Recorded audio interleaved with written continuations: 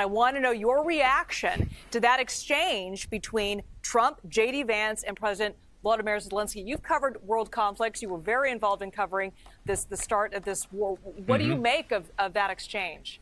Liz, it was absolutely astonishing to watch that unfold. We know these arguments happen, when the cameras are off. We know that President Zelenskyy and President Trump haven't seen eye to eye. I mean, President Trump called President Zelenskyy a dictator last week.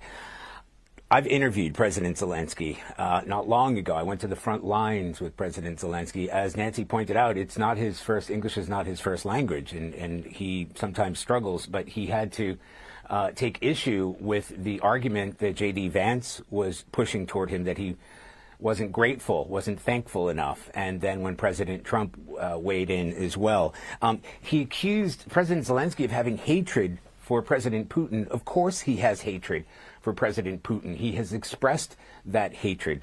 Russia invaded Ukraine. I was there when Russia invaded Ukraine. I was there in 2014, 2015 when Russian-backed separatists took over parts of eastern Ukraine. And then, as President Zelenskyy pointed out, that there was a sort of diplomatic resolution to that, and yet the fighting continued. And on that note, by the way, President Putin has said that there were provocations, that Ukraine was fighting Russia.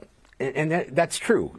The Ukrainian military had continued to fight Russian separatists, Russian-backed separatists in that Donbass region after 2014.